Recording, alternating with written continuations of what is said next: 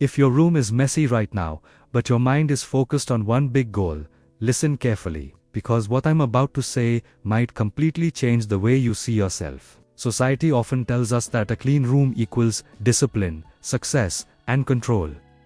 And a messy room, that must mean laziness, chaos, or lack of ambition. But what if that assumption is completely wrong? What if your scattered desk and clothes on the chair are not signs of failure, but signs of intense internal focus? What if you are not disorganized, you're just prioritizing something bigger? Let's be honest, there are people whose rooms look perfect. Everything folded, everything aligned, everything aesthetic, but inside, they feel lost.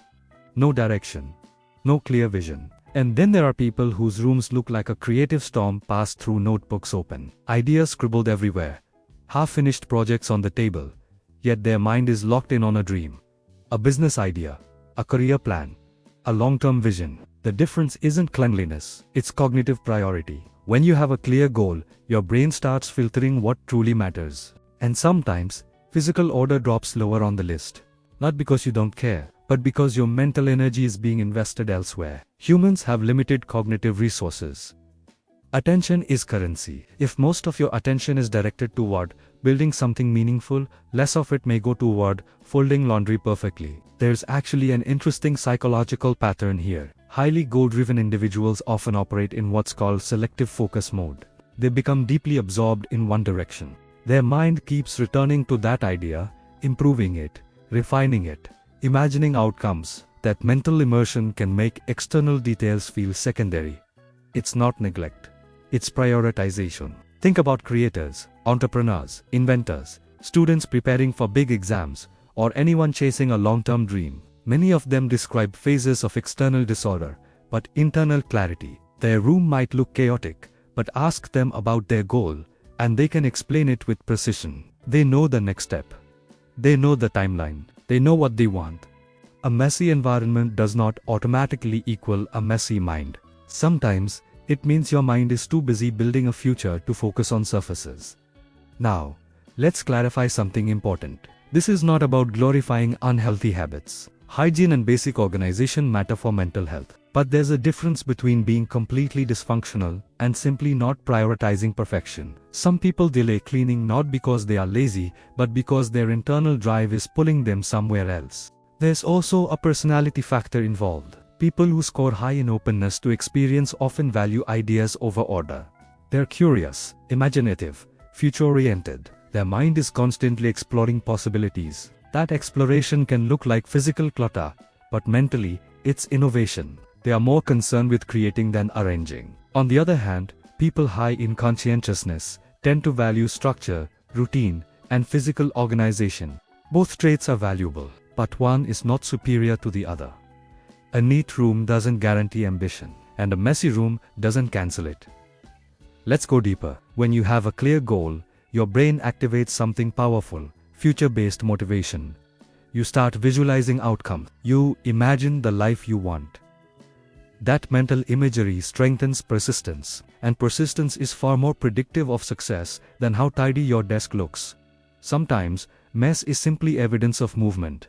Papers on the floor because you were studying late. Clothes on the chair because you came home exhausted from working towards something bigger. Coffee cups because you stayed up planning. The environment reflects effort, not apathy. There's also an emotional component. When someone has a strong sense of purpose, small imperfections feel less threatening. They're not trying to control every detail. They're focused on direction. That kind of mindset builds resilience. You stop obsessing over minor flaws and start concentrating on major progress.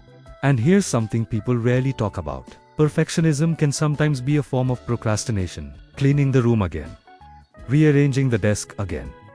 Organizing before starting. It feels productive. But it can delay real action. Meanwhile, the person with the messy desk might already be 3 steps ahead, actually building something. If you relate to this, ask yourself an honest question. When you look at your room, do you feel ashamed? Or do you feel driven? If your space is messy but your mind feels clear about where you're going, that clarity matters more. Clear goals act like an internal compass. They guide decisions. They influence habits. They shape identity. When you know what you want, your brain begins aligning behavior toward that outcome, even if everything around you doesn't look polished yet. There's also a developmental factor. Many people in their 20s are in exploration mode. They're building careers, skills, side projects. Their environment might look temporary or transitional. That's because they are in transition. Growth phases are really neat. Let's imagine two scenarios. In the first, someone spends hours perfecting their room every day, but avoids thinking about their future. In the second, someone spends those hours learning, creating, networking, planning, and leaves their room slightly disorganized. 10 years later, who is more likely to have built something meaningful? The answer isn't about cleanliness, it's about direction. Having a clear goal changes your brain chemistry. It increases dopamine, not from small tasks, but from progress toward something meaningful. That kind of motivation is powerful. It pushes you through discomfort. It keeps you focused when others get distracted. And sometimes, intense focus creates temporary imbalance. That's normal. The key word is temporary. Vision-driven people often clean when necessary, reset when needed, and then return to building. They don't live in chaos forever. They just refuse to let small details consume their bigger picture. Another powerful truth is this. Society often judges what it can see. A messy room is visible. A clear goal is invisible. People comment on what they see. They don't always understand what's happening internally. But your future will be shaped more by your internal direction than by external opinions. It's also important to recognize self-awareness. If your room is messy because you're overwhelmed and avoiding life, that's different. But if it's messy because you're immersed in learning, creating, planning, building, that's focus.